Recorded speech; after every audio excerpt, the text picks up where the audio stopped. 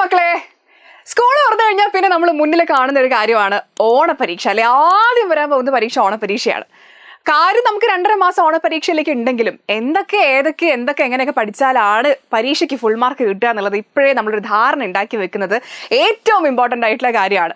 So ഓണപരീക്ഷയ്ക്ക് 8ാം ക്ലാസ്സിലെ മാത്സിൽ നിന്ന് നിങ്ങൾ ഏതൊക്കെ ചാപ്റ്റർ ഇവിടെ വരെ പഠിക്കണം എന്നുള്ളതാണ് നമ്മളിന്ന് നോക്കാൻ പോകുന്നത്. റെഡി? ഫസ്റ്റ് നമ്മളിപ്പോൾ പഠിച്ചുകൊണ്ടിരിക്കുന്ന ചാപ്റ്റർ ആയിട്ടുള്ള equal triangles. Okay, equal triangles മുഴുവനായിട്ട് നമ്മൾ എന്തായാലും പഠിച്ച് തീർക്കുമ്പോഴത്തേക്കും അതായിരിക്കും 1ാമത്തെ ചാപ്റ്റർ ആകുമ്പോൾ എന്തായാലും ഉണ്ടാവുമല്ലോ അല്ലേ. അപ്പോൾ അത് നിങ്ങൾക്ക് എന്തായാലും ഉണ്ടാവും. നല്ല അടിപൊളി ചാപ്റ്ററാണ്, നല്ല രസമുള്ള കുറേ ക്വസ്റ്റ്യൻസ് ഒക്കെ വരുന്നൊരു ചാപ്റ്ററാണ്, നമുക്കറിയാം. അപ്പോൾ ഈക്വൽ ട്രയാങ്കിൾസ് പഠിക്കണം. പിന്നെ നിങ്ങൾ പഠിക്കാൻ പോകുന്നത് ഇക്വേഷൻസ് അല്ലെങ്കിൽ സമവാക്യങ്ങൾ എന്ന് പറയുന്ന ചാപ്റ്ററാണ്. അതിനകത്ത് കുറേ എക്സ് കണ്ടുപിടിക്കുക, വൈ കണ്ടുപിടിക്കുക, അങ്ങനെയുള്ള നല്ല രസമുള്ള കുറേ ക്വസ്റ്റ്യൻസ് ഒക്കെ വരുന്ന ഒരു അടിപൊളി ചാപ്റ്ററാണ് ഇക്വേഷൻസ് അല്ലെങ്കിൽ സമവാക്യങ്ങൾ. ആ ചാപ്റ്റർ നിങ്ങൾ പഠിക്കണം. പിന്നെ നോക്കിയേ, പോളിഗൺസ്, ബഹുഭുജങ്ങൾ. ഇപ്പം നമ്മൾ ത്രികോണത്തെ പറ്റി മാത്രമാണ് ആദ്യത്തെ ചാപ്റ്ററിൽ പഠിക്കുന്നത്. പിന്നെ വശങ്ങളുടെ എണ്ണം കൂടി വരുമ്പം എങ്ങനെയൊക്കെയാണ് പരിപാടി എന്നുള്ളതാണ് നമ്മൾ പോളിഗൺസിൽ പഠിക്കുന്നത്, ബഹുഭുജങ്ങളിൽ നിന്ന്. ഓക്കെ, അതും ഈ പറഞ്ഞ പോലെ നല്ല രസമുള്ള കുറേ പ്രോബ്ലംസ്, ഈസി ആയിട്ട് മാർക്ക് സ്കോർ ചെയ്യാൻ പറ്റുന്ന നല്ല രസമുള്ള ചാപ്റ്ററാണ്. അതിൽ നിന്ന് നിങ്ങൾക്ക് മാർക്ക് സ്കോർ ചെയ്യാൻ പറ്റും.